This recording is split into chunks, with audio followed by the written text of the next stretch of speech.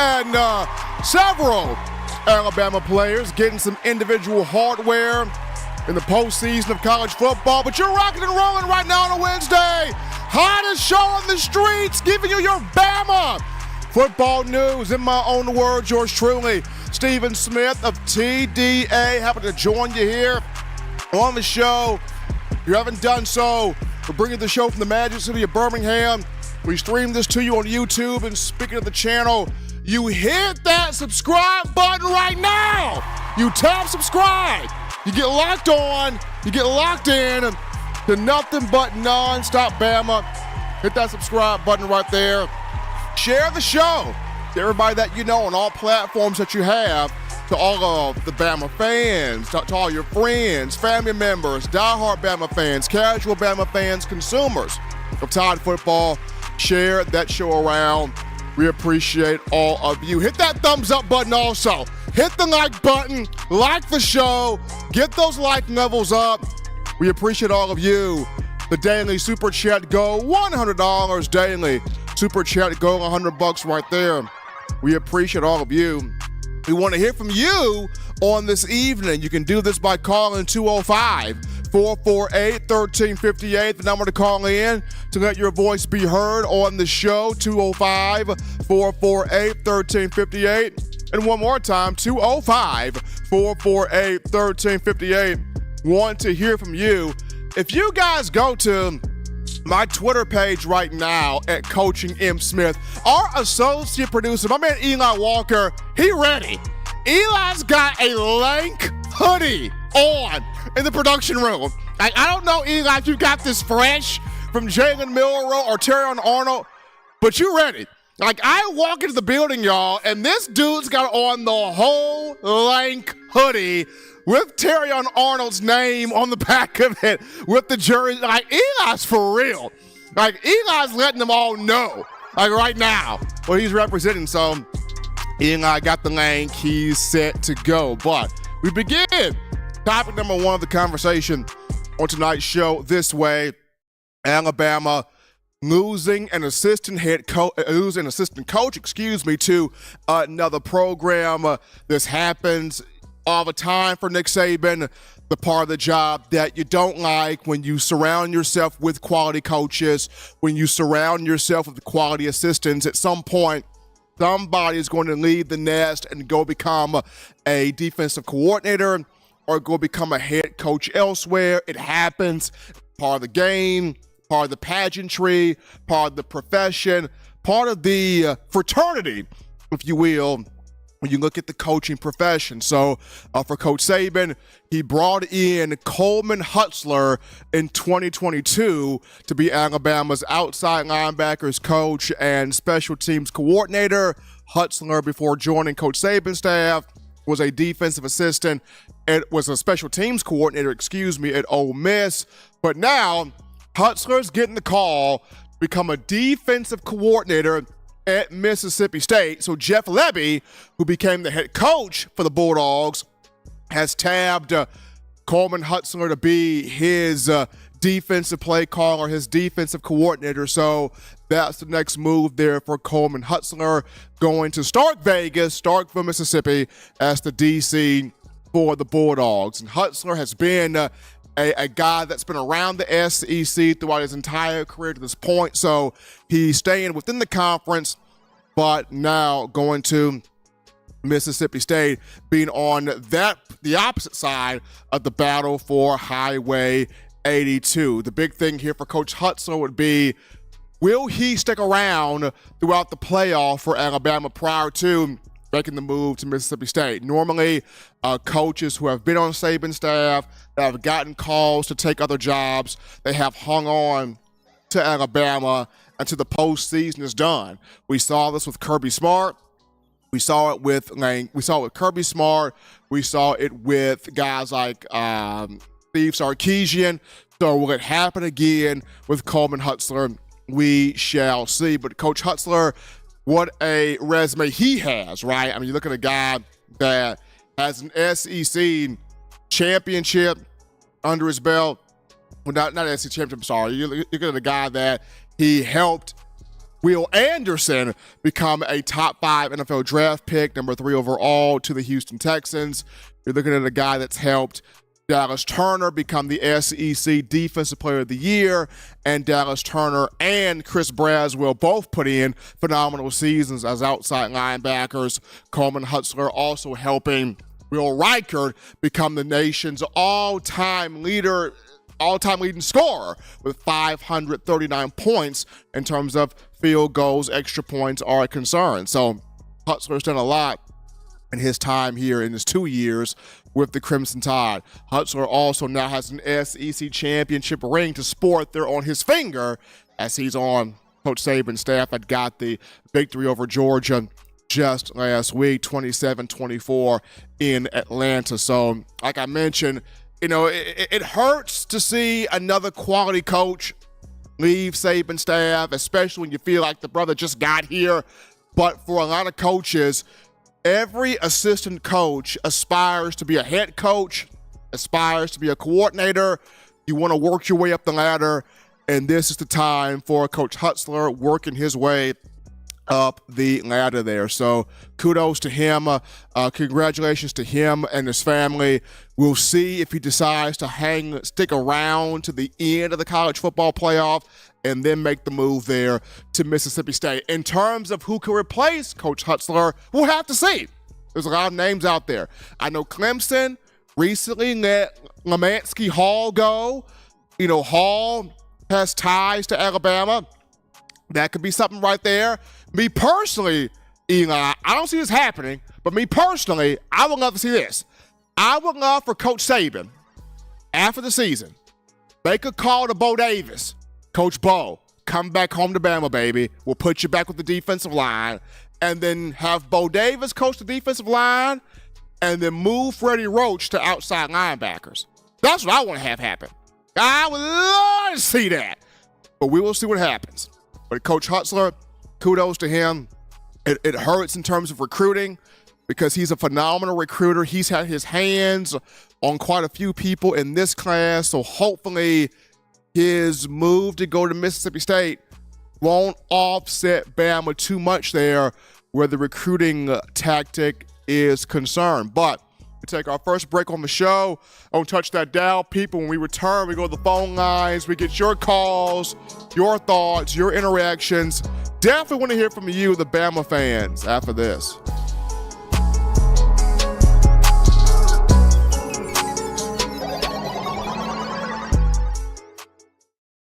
Nine players have teamed up and released the Alabama Team Paper, which is a video yearbook they've put out for sale direct to fans. Now, for the first time, small dollar purchases from the fans can support the players as a group as well as a great cause, because $1 of every subscription payment is donated to the Boys and Girls Club of America. Be a 5-star fan base and support your team and a great cause with Team Paper. Check it out at teampaper.com/Alabama. Remember the taste of Grandma's delicious sweets? Emily's Heirloom Pound Cakes brings back those precious memories with just one bite. Each cake made from scratch. They make the perfect dessert to share with family and friends for any occasion, and ordering is easy. Visit emily'sheirloompoundcakes.com. Click the online store and shop. Then pick up your fresh cake at the kitchen in downtown Homewood. Order yours online at emily'sheirloompoundcakes.com. Emily's Heirloom Pound Cakes, making memories from scratch. All right, people, we're back, locked and loaded to the action from the break on the hottest show on the streets. Number one forum for Bama football news. In my own words, yours truly, Stephen Smith of TDA on a Wednesday, hump day, your Crimson Tide, SEC champions. Go and get that gear if you haven't gotten that gear already. Also, your Crimson Tide in the college football playoff. We'll take on Michigan New Year's Day in the Rose Bowl. Pasadena, California, granddaddy of them all right there. Continue hitting the like button, hit that subscribe button. Make this your spot here for all things Tide football. We go on the phone lines to grab your calls. Call segment brought to you by the Blue Wrench Gang, 205-448-1358. Number to call in, 205-448-1358. You're live on the show. What's happening, how we feeling? State your name and where you calling from. I'm calling from Georgia. My name is Lucas. Hey, Lucas, how we doing? Good. Hey, just don't worry about this coaching staff. It's gonna play out. If he doesn't go, you can do this. You can move Freddie Roach over to outside, and then you can bring Charlie Strong, put him on the defensive line, and so you could do that. And so you can still. I'm not worried about it. We're gonna be fine. If he does go, he goes. You know what it is. You know, Lucas, that's an interesting point. Take Charlie Strong from being an analyst and put him on the field. I didn't think of that, but good point, Lucas. Yeah, like we're gonna be just fine. Like we'll lose coaches every year. You know, it's just nothing new for Bama. Definitely not anything new. The coaching carousel continues, but Coach Saban, still the man occupying the head coaching seat. Appreciate Lucas from Georgia getting us started here on a Wednesday on the show. Good thought right there. Taking Charlie Strong from an analyst and make him an on-field coach. I could see that. I mean, I could dig that. We'll see what Saban does with that, though. But we take this call. You're live on the show. What's happening? How we feeling? State your name and where you calling from. Hey, this is Mike from Jacksonville. How you doing, Steve? Doing good, Mike. Doing well, and yourself? Man, I tell you, it's crazy down here in Florida. You know, I have to turn off the TV, man. Mike, let me just tell you, when you got the senator, the AD, the head coach, and like two position coaches writing threatening letters to the college football playoff committee, like if I'm Boo Corrigan right now, I'm like, come on, because I don't get it. I mean, Florida's got more issues. Like the Jacksonville Jaguars had a security guard helping their $100 million quarterback off the field in Trevor Lawrence, but you worried about the committee. And it's not only that, Steve. Even the mayor of Jacksonville, who graduated out of Florida State, man, had to get into the mix. Oh my gosh! This is crazy, man. And now I don't know if you've seen on the AP because you know they had Kirby Smart and they had the Florida State head coach. You know they did their teleconference call a couple of days ago. Well, the Orange Bowl today tried to set up a teleconference, man, and they couldn't get a hold of either one of them, man. I was reading where FSU is trying to opt out of the Orange Bowl, you know, in protest. So I don't know how true that is, but it's just crazy down here. But what's even more crazy is that I was watching the Paul Finebaum show today, and they have a guy that calls in. I don't watch it that often, but this is a regular guy, Stacy out of Birmingham. I don't know if you're familiar with him, but I was in there washing dishes, and I can hear the conversation. I don't know what he said or something to Paul Finebaum, man, but Paul Finebaum started going off. He said, you know, I'm going to tell you something right now. Georgia is the best team in the nation. They'll beat Alabama. They'll beat Michigan. He went through all of them. And then he said, I'm going to tell you, you would have lost that game, but the officials helped you out, or something along those lines with the catch. And I was like, what the? I mean, this joker was mad, man. And I'm like, did this joker just say this on national TV? So everybody lost their mind, you know. So I don't know, Steve. You know, and I've got friends everywhere because you know I think you've been down to Jacksonville before. It's the largest city in the world geographically, so it's divided. You got Georgia fans, large numbers. You got Florida State fans, large numbers. You got Florida fans, large numbers, and then you got your sprinkled out Alabama fans, etc. So it's just kind of crazy times right now, and so. It's just no matter what channel you turn on down here, man, it's just some crazy nonsense going on. But that's all I wanted to say. I'm looking forward to Michigan, and for some reason I got a hold. I was listening to one of their teleconferences. Michigan is concerned. You know, they were saying that they haven't been able to stop the run, and they're going to have to use J.J. Is it McCarthy, the quarterback? Yeah. They were saying that they're going to have to use him some kind of special offensive plays or something, man, because they're concerned about, you know, the Alabama defense and then Miro running. So I don't know what's going to happen. I feel pretty confident in this game. But that's all I got. I'm not going to hold you up anymore. Roll Tide. And I just wanted to let you know, man, that it's just crazy in Florida right now. Appreciate Mike from Jacksonville calling in there. And but the state of Florida, I mean, when you look at Florida State, and I understand, or I can see where the frustration would be. You're undefeated. You're 13-0. You're a conference champion. You feel like you should be in. But I mentioned this Monday. The College Football Playoff Committee set up a bad precedent last year when they put TCU in after it lost its conference title game to Kansas State, knowing good and well TCU had no reason being in there, and they allowed TCU to get abused on national television. So the committee's like, you know what? We're not going to sit here and lay another dud on ourselves. We're gonna actually do Florida State somewhat of a favor by not putting them in the same situation we put TCU in. But we're actually doing you a favor. Now, of course, if Florida State feel like it's been cheated, play Georgia and see if you can beat Georgia in the Orange Bowl. Just that simple. If you feel like you've been cheated, if you feel like you've been slighted, go into the Orange Bowl, beat Georgia, and then that will show maybe they were cheated. Maybe they were slighted. But if you sit there and you pull out of it, were you really cheated? Were you really slighted? Or did the community do the right thing? Maybe waited too late, but did they do the right thing here? We're going to take this call. You're live on the show. What's happening, how we feel, and state your name and where you calling from. Derek from Omaha. Derek, what's going on, man?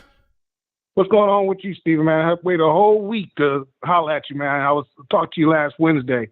But I wanted to bring this up, man, and I hate to beat a dead horse, man, but did you notice, you were there, did you notice how when Georgia came out of the difference between the body language of the Alabama Tide coming out of the tunnel at the beginning of the game and the body language of Georgia coming out of their tunnel? I sensed fear in Georgia. That's the body language I sensed. And another thing I wanted to, with that is that fear and desperation. Because one thing about Nick Saban that I love, I don't care how good you are. If you're hurt, Nick Saban's not going to play you. There's no reason why that Ladd dude should have been playing, and there's no reason why that Brock Bowers should have been playing. You know, and I thought that was a sign of desperation.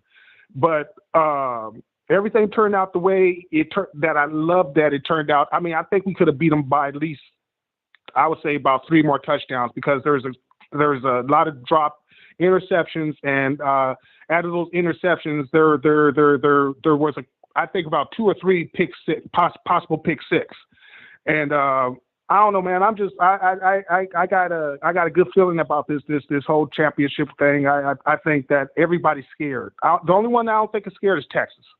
And because that's the, that's their little bravado or whatever. But Texas, if you want it, we're going to bring it to you. So, it's a revenge game. So, but that's all I want to bring to you. And I just had those questions to ask you. And I want to thank you for taking my call, and Roll Tide. Absolutely. Derek from Omaha calling in there. Now, the play to me that really kind of turned it in Alabama's favor in the SEC championship game, it was Georgia's second offensive possession. They're up 7-0. So second offensive possession, Carson Beck throws the ball into the flat to Brock Bowers. Malachi Moore saw it, read it, came up, blow, made the tackle for a 3-yard loss, got up, started barking at Bowers. Like, at that point, that changed it. At that point, you start to see Alabama's defense. It settled in, and it started making plays. Yes, it had 4 dropped picks, and I'm pretty sure Saban has gotten onto those DBs about that. But to me, that was a turning point of the game where Carson Beck's trying to get a ball out to the flat. Malachi Moore, senior leader on this defense for Alabama, saw it, read it, attacked it, and cleaned it right up. Really good job there by Malachi. We're going to take this call. You're live on the show. What's happening, how we feel, and state your name and where you calling from. Hey, Stephen, this is Robert from Mobile. Robert, how we doing on a Wednesday, man? Hey, I've just decided myself, and hopefully the team will start to decide this too, to just embrace the hate out there that's out there against Alabama. I mean, you just you know why they hate. It's not that these commentators and all these folks feel that Florida State so much got hosed by the committee, but they just hate the team that got in there. They hate Alabama. If it was Georgia, I don't think that they'd be squawking as much about Florida State not making. Of course not. Of course not. Yeah. And it's not even necessarily that Alabama knocked Florida State out. Alabama knocked Georgia out. And Texas, by default, got in because Alabama got in. And that's really what went on. Alabama didn't knock Florida State out. The committee did that. Alabama knocked Georgia out. As a result of Alabama knocking Georgia out and proving that we're one of the best 4 teams, they had to, almost by default, throw Texas in there. And that left Florida State out. And incidentally, the BCS that everybody hated so much back in the day would have actually had Florida State in. Alabama would have been 3, and Florida State would have been 4, with Michigan and Washington being 1 and 2. So that BCS that everybody hated so much back in the day, well, there you go. Of course, they were all squawking that Texas got knocked out. But the computer doesn't know what it's talking about, and blah, blah, blah. But, yeah, we all know this is Alabama hate, and certainly not Florida State love. It's because some of the reaction of these commentators is just off the chain, mind-boggling. You would think Alabama stole their wives or something, or their girlfriends, the way they're acting. So, no, it's not about what the committee, how they hold Florida State. They hate Alabama. They don't want Alabama in. They don't want Nick Saban winning another national championship. They would rather Georgia three-peat than Alabama win number 19. That's how the hatred is right now. It's just amazing. But hey, I'd say bring it on. I'm looking for. I've been going around looking for the haters all over YouTube. Cannell, Booker McFarland, Cowherd. And I go looking for them because I want to hear the hate. Because I'm embracing it. This music to my ear. I feel like Ric Flair back in the day when the crowd would boo him.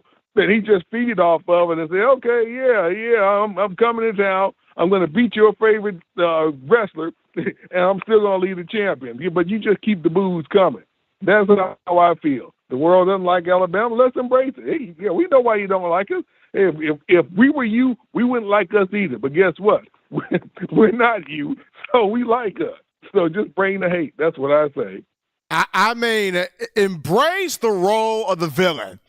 And Alabama has been thoroughly embracing the role of the villain. It's almost like if there was somebody else on another team, you don't like that guy, but because this is a team that, as consumers of this program, we enjoy. We love the fact that this Alabama team is the villain. Yeah, we shut the crowd down. They're cheering against us, and we clear the stadium.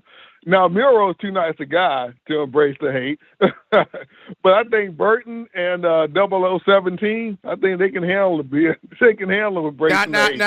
Now, Robert, I'll say this: I think Muro can embrace the hate. I was in the room, the press conference room, when after the game, where the reporters were asking Coach Saban, what did you tell the committee now? And before Saban could utter a word, Muro jumps in, hey, Coach, I got it. And Muro goes at the reporter. Was Georgia number 1? Did we beat Georgia? What does that make us?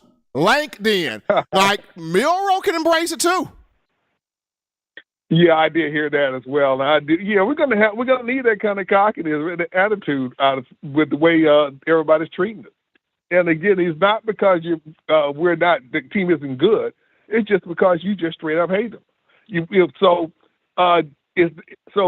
Beating the hate is almost better. It's more enjoyable than people doubting you, beating the doubters. Because the doubters, you can have a logical reason why you doubt. I mean, I doubted Miro early in the season as well. But based on the early season play, okay, there was reason for the doubt. You can have reason for doubt. Hate is just hate. Hate doesn't have logic. Hate doesn't have reason. It's just straight up hate. Okay, great. Then if you just hate me for no reason, then I'll embrace it, dude. Okay, fine. You just keep on hating. In fact, I'm gonna give you more than hate while you're at it. Now I'm gonna beat your team. I'm gonna beat them bad. So then now you're gonna have more to hate. So I'm good with embracing the hate for the rest of the season. That's how they want to be with Alabama. So be it. All right, man. Robert from Mobile calling into the show on a Wednesday, giving his thoughts here. In my own words, yours truly, Stephen M. Smith. We grab this call. You're live on the show. What's happening? How we feeling? State your name and where you calling from. What's going on, Steve? This is Brian from Alabama. I hit you up last week, bro. How we feeling, Brian? How we doing? Remember I told you that the chapter was over? We finished that chapter. Remember I told you that? Right. So we finished the chapter. Now, Georgia fans, now y'all have been dethroned once again by Bama. So now we got Michigan. And man, when I saw that committee, I was on a YouTube show. And I was listening in to who going to be in the playoffs and whatnot. I was listening. I heard that Michigan got in. I heard that Washington got in. And I heard about Texas getting there.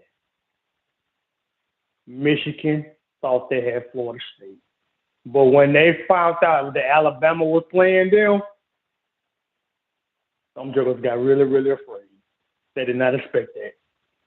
They did not expect that at all. So basically,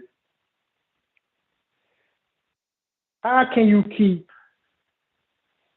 a team that defeated the two-time national champions out of the playoffs? Number one, the quarterback from Florida State was out. They was down to their second string. Their third string, I should say.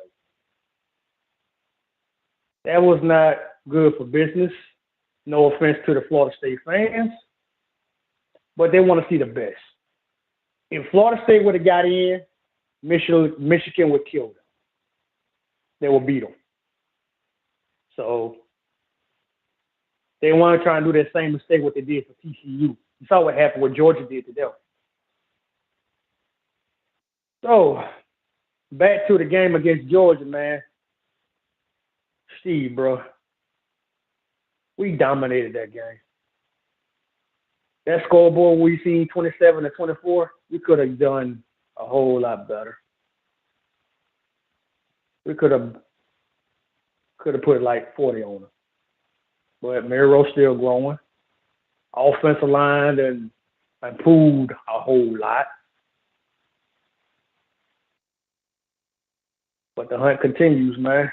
We got Michigan. We got time to prepare. And Steve, one more thing, bro.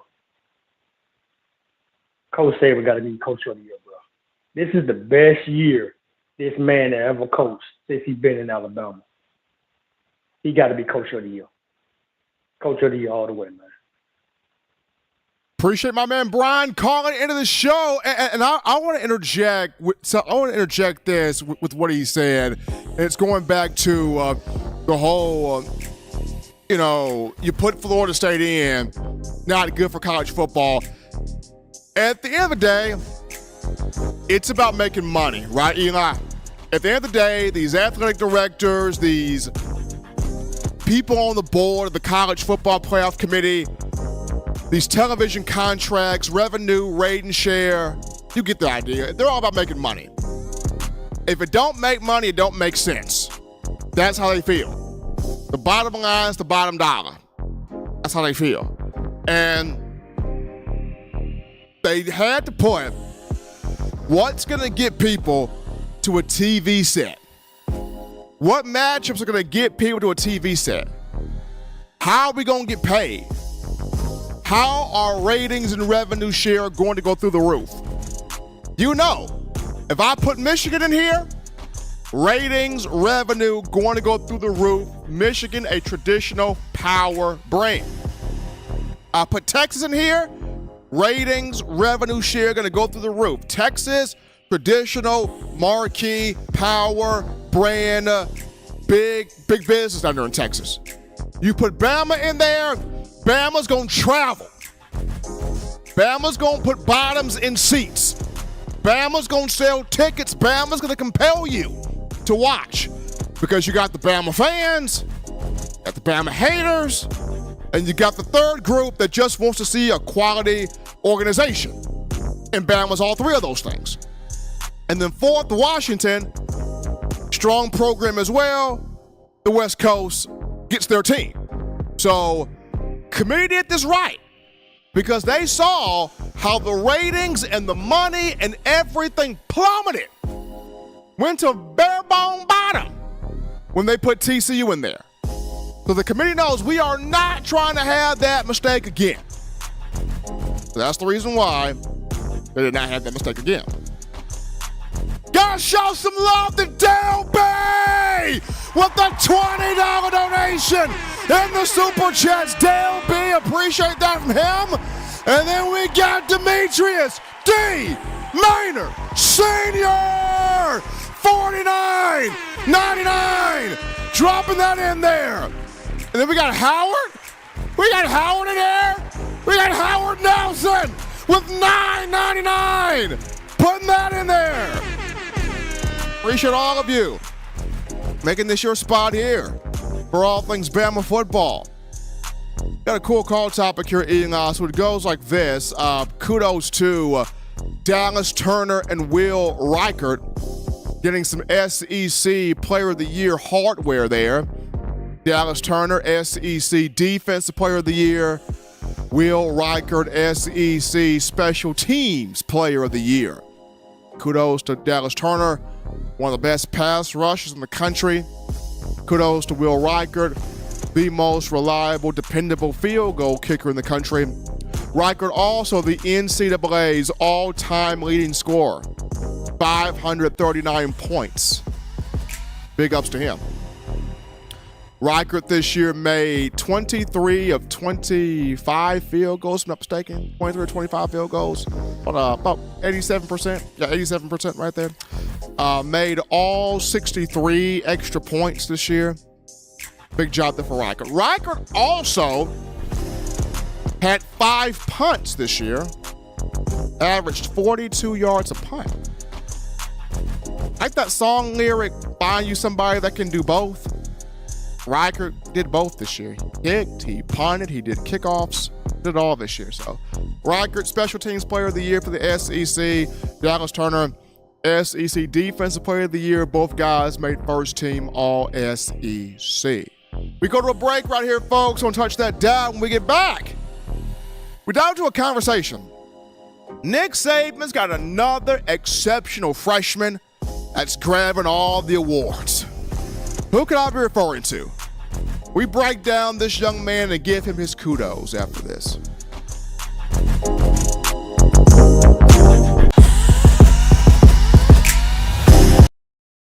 We're out here at Alumni Hall in Tuscaloosa.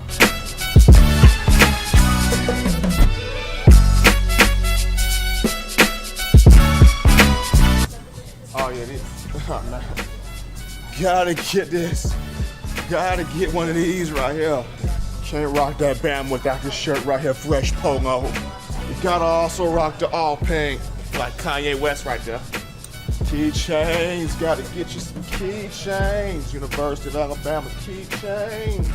I'm telling you, if you are a die-hard Alabama fan and you're looking for some big-time apparel, this place has got everything. We're talking shirts, shoes, sweatshirts, hoodies, cups, mugs, keychains.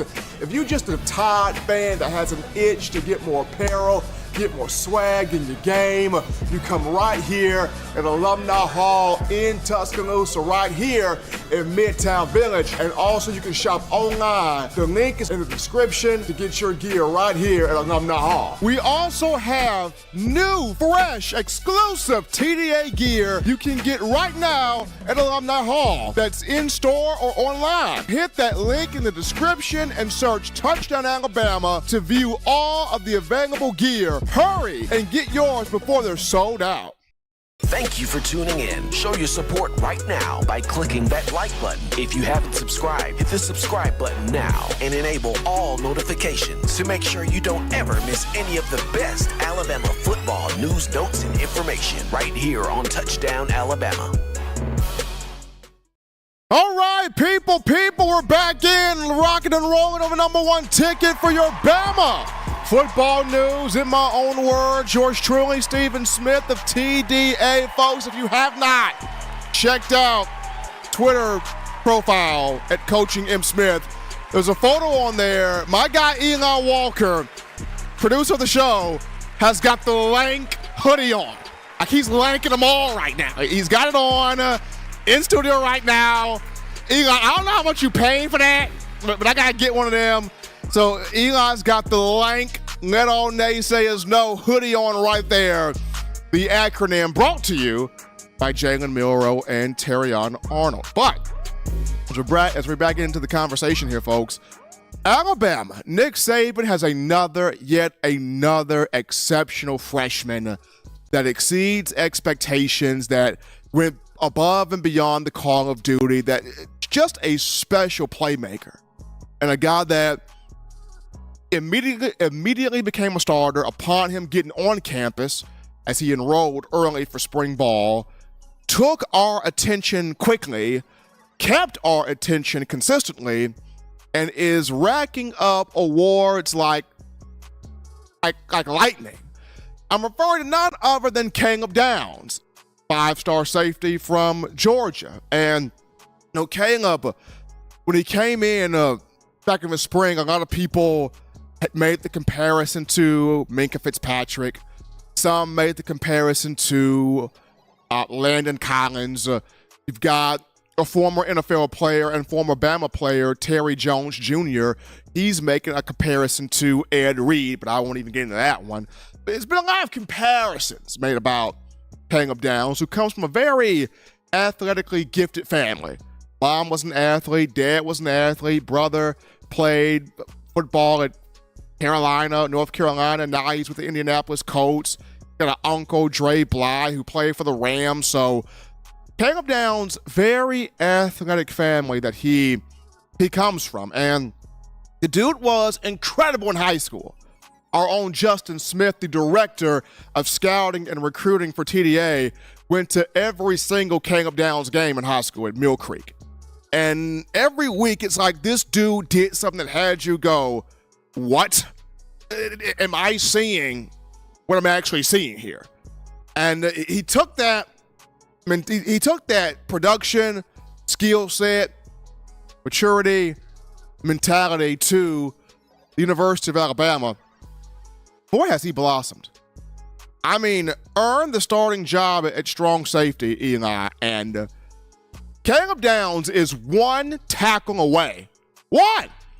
One tackle away from doing something that hasn't been done at Alabama in the Nick Saban era. He is one tackle away from becoming the first true freshman defensive player in the Nick Saban era to 100 tackles in a single season. He's also one tackle away from being the first safety in the Nick Saban era at Alabama to 100 tackles. It's crazy. He leads the team in total tackles with 99, but he also leads the team in solo tackles with 64. Like, when this man gets his hand on you, he don't need no help bringing you down. He bring you down by himself. Justin and I were in the press box watching this SEC championship game. Every time Caleb Downs made a tackle, it was just him by himself, and Justin looks at me as if to say, he don't need no help. Like, it's not no gang tackling for Caleb. That boy country strong, man. He tackling dudes by himself. Like, by himself. Caleb took home a lot of individual hardware after the SEC championship game. Some of that hardware came during the team's annual awards banquet on Sunday at the Sheraton Hotel in Birmingham. The rest of it came through the SEC and the AP and other outlets. But Caleb Downs, he's the Iron Man Award winner. Going back to the awards banquet, the Iron Man Award goes to the individual that puts in that work in the weight room. Part of the reason why Caleb Downs is able to make all of these solo tackles, he puts in that work in the weight room, building up his physical strength there. So Iron Man Award for Caleb Downs. Also Caleb, outstanding defensive performer from the team's awards banquet. Caleb Downs also AP, Associated Press Newcomer of the Year to the SEC. Caleb Downs, SEC Freshman of the Year, according to the league's coaches. Caleb Downs also first team All-SEC, according to the league's coaches. So Caleb took home some hardware, and he deserved it. Absolutely deserved it. So Coach Saban, another outstanding freshman. He found one 2015 in the form of Minkah Fitzpatrick. What did that lead to? An SEC championship and a national championship. Here's a guy that's been often compared to Minkah, Caleb Downs. You found him, 5-star from Georgia. You got an SEC championship, and you're in the college football playoff with Downs with a shot at a national championship. So Bama, another phenomenal freshman, and he's been putting in that work all season long. Kudos to the young man from Mill Creek High School in Georgia. But we take a break right here, folks. We'll touch that dial. When we get back, we'll return to those phone lines, grabbing more of your calls, your thoughts, your conversations. We get back to you right after this.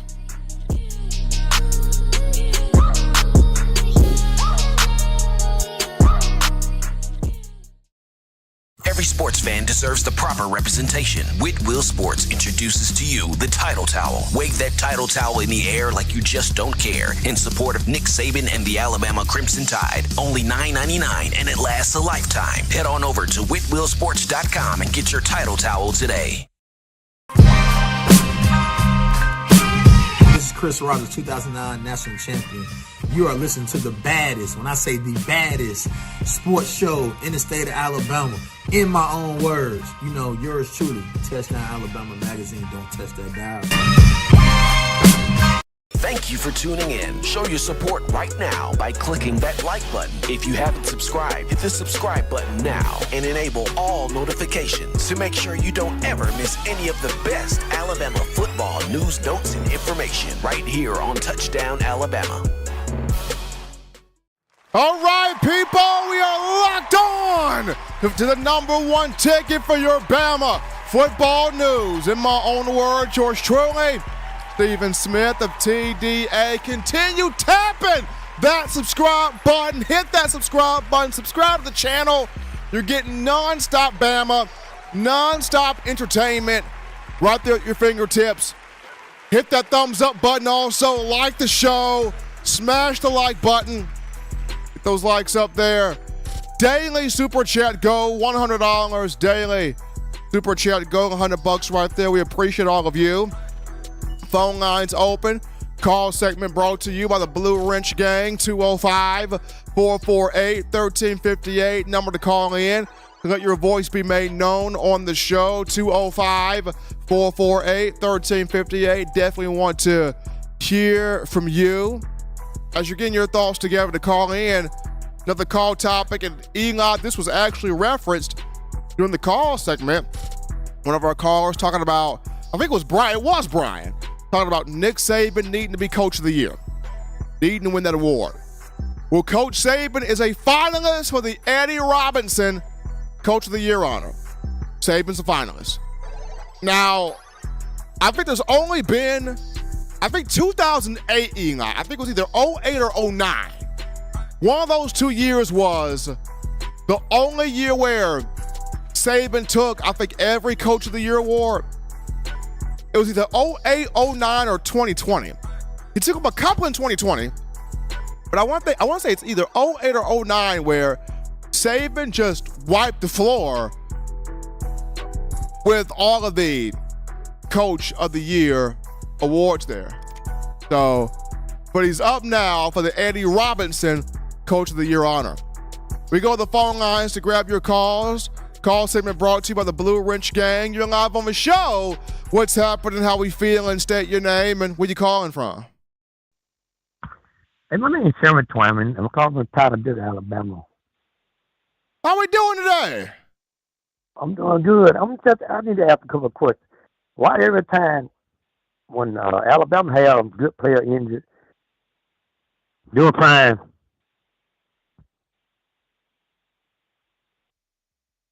Can't hear you there. I just said, why every time Alabama has, like, I think about 2001 or whatever, when Jameson got hurt. Yeah, when that was 2021. That was 2021 when Jameson Williams got hurt. You're right. Okay, and then Mitchell got hurt too 1 year too. Right. Okay, but why every time Alabama have no excuse when they player go down, but it seems like every time that other folks have excuse. But one thing I know about Alabama, they don't care who they play. They'll beat them. They beat them or they lose. They don't get mad. They just come back and get revenge.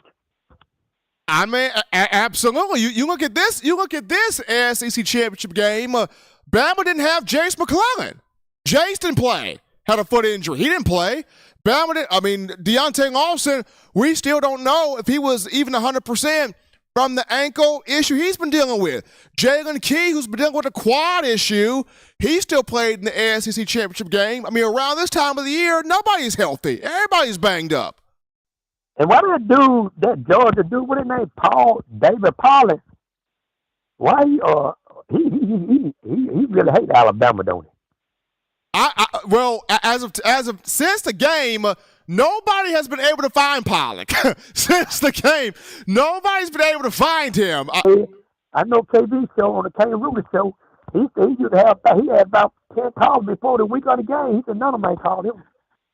I mean, man, like I don't know if Pollock then dropped off somewhere, but ever since the score went final over the weekend or on last weekend, a post that said "Go Blue."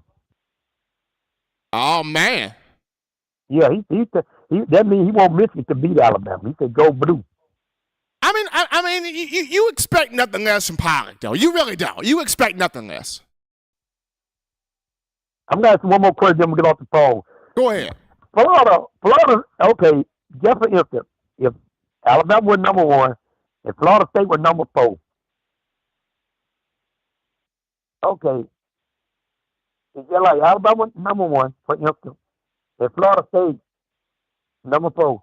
But I don't think Florida State have a chance against Alabama. I mean, no. I mean, the committee was not trying to do the same thing that they did to TCU. That they know for a fact that, yes, Florida State, you're undefeated. Yes, you beat everybody that you played against, but you weren't challenged by anybody. And then the two teams that you were supposed to boat race to probably really, I mean, to be really played at Alabama. I mean, right. But what I'm saying for Florida State had a chance to really handle Florida and then to really handle Louisville. They didn't do that.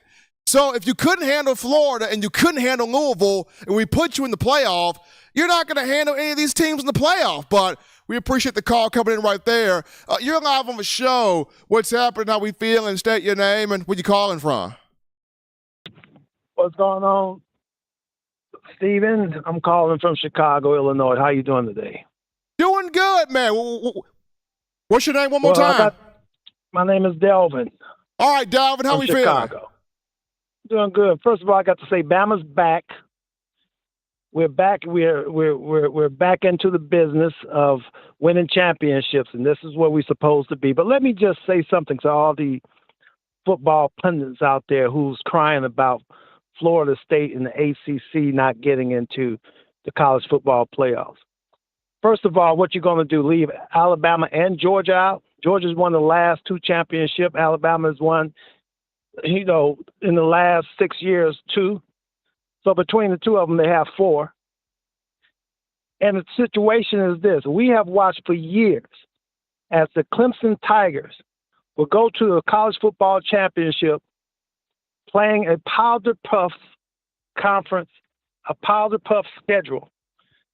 All the SEC teams and the Big Ten teams will get into the championship, like you said, injured, body blows, hurt.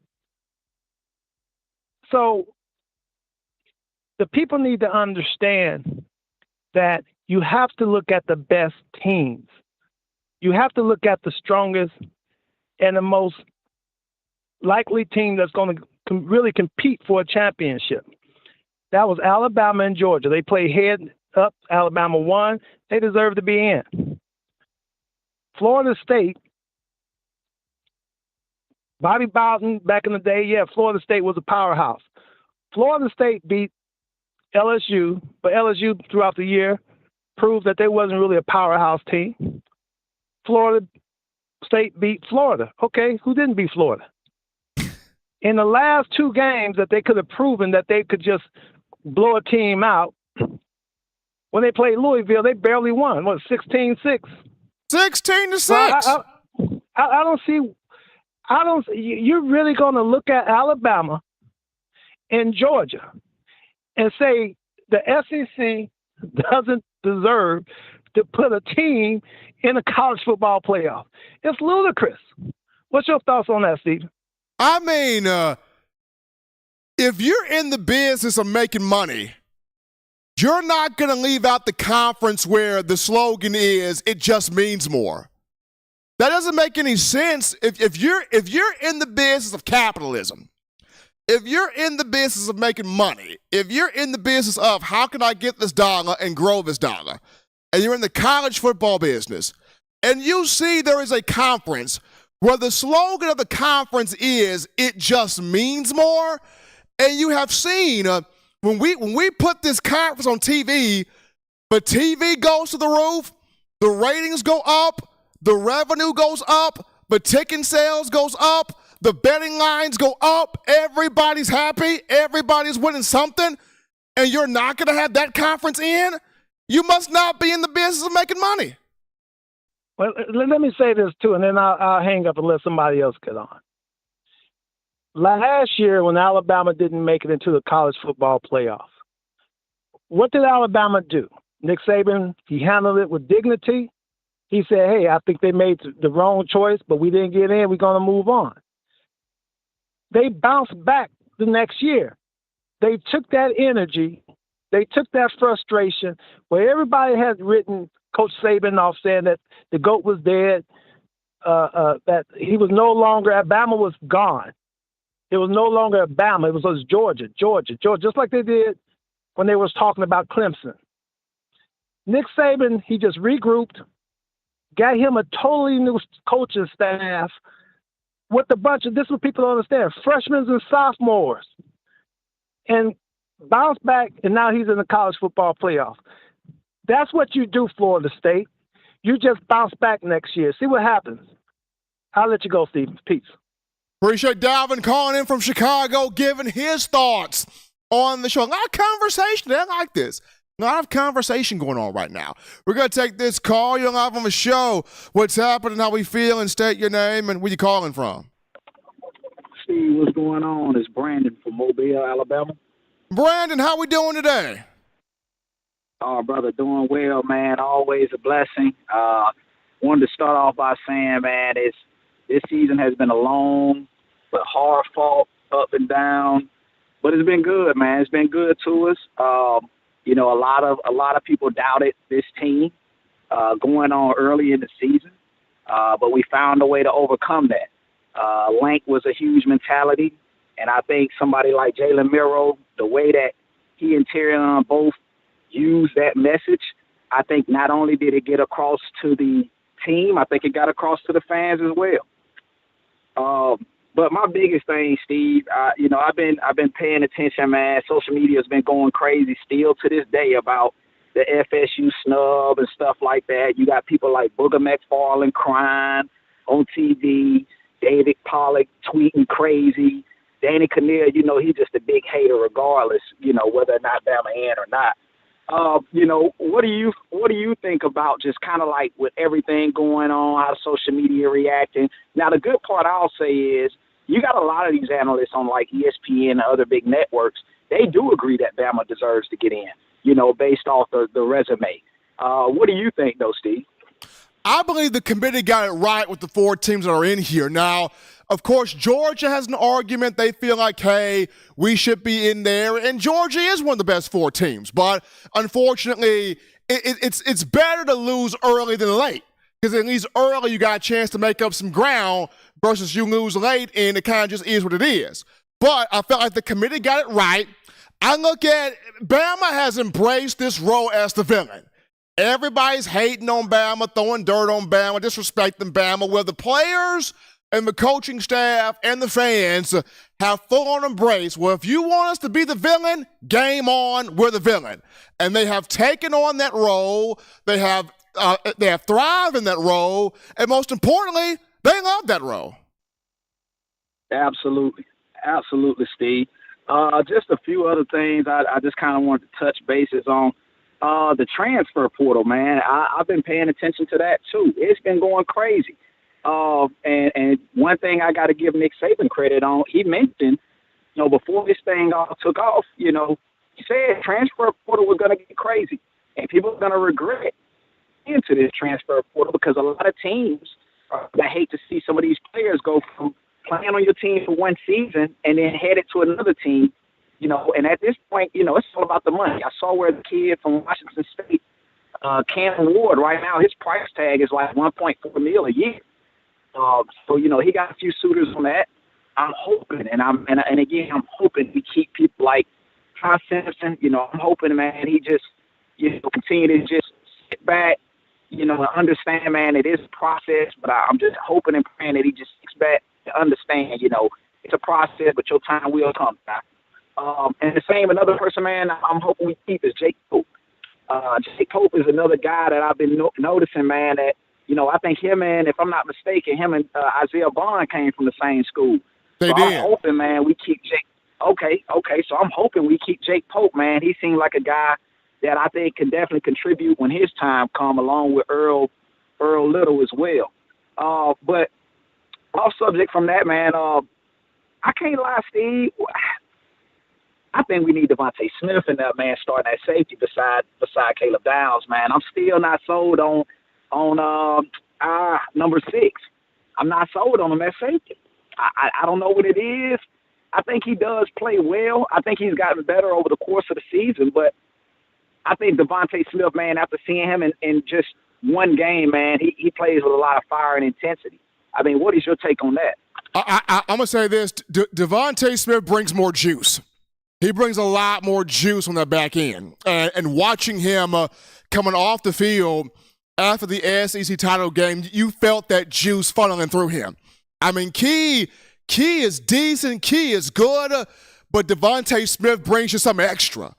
And you want to have that something extra out there on the field. There's a lot of players defensively on this team that are good, but then you got guys that bring you an extra twitch, and they're sitting on the sideline, and you're waiting for when does that extra twitch go on the field. Jake Pope is another one of those guys. He can bring you that extra twitch. Now, the good news about the secondary is you look at it like this. Kool-Aid McKinstry is going after this year. Terrion Arnold has potentially played himself into a first-rounder. He could go after this season. Malachi Moore is going after the season. There's a shot that maybe even Jalen Key goes after this season. So if all of those guys go, then you look at Devontae Smith with a shot, you look at Jake Pope with a shot, some of these guys that are quick, twitchy guys are going to get their shot. Absolutely. Well, Steve, man, I definitely appreciate it, man. Again, looking forward to our matchup with Michigan. And also, hopefully, we go beyond that. But other than that, brother, thanks again for having me. Roll Tide. Appreciate Brandon calling in from Mobile, getting his thoughts in on the show. Number one forum for Bama football news. In my own words, yours truly, Stephen Smith of TDA. Eli, you and I, and our own Justin Smith as well, we're going to have a very serious appointment coming up soon because we got National Signing Day coming up.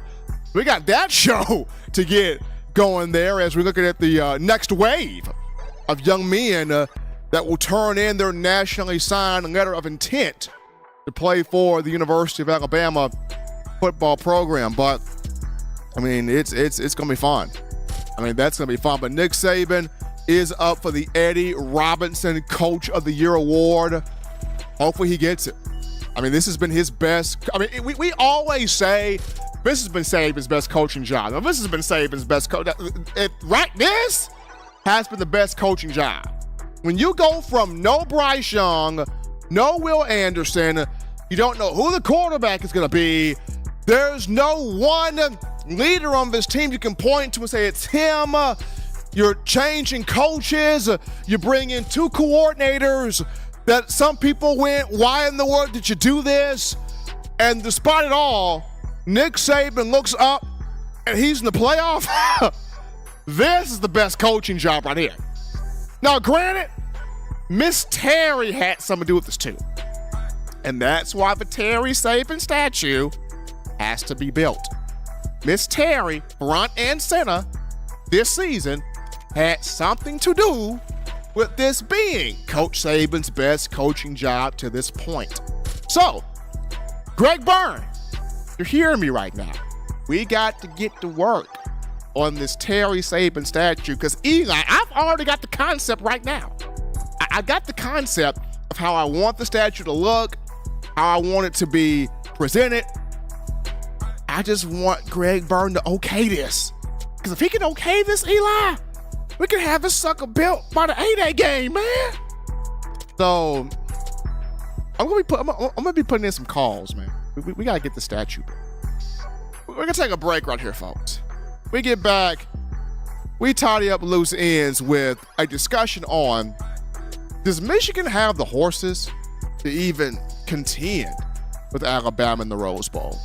We'll have that discussion and wrap things up after this.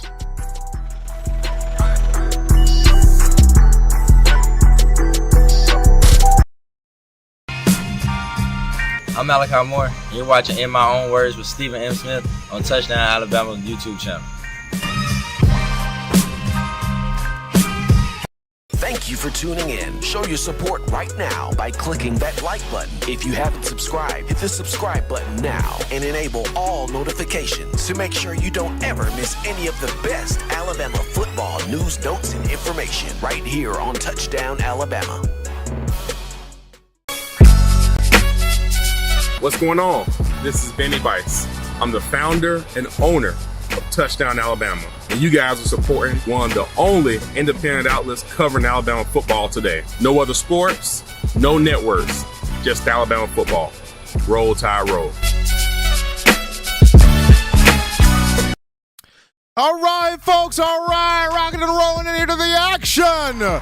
From the break, number one forum for your Bama football news. In my own words, yours truly, Stephen Smith of TDA. Appreciate all of you checking us out today. All of the calls, conversations, the energy, the donations, the super chatting. Thanks to all of you making this your spot here for Bama football.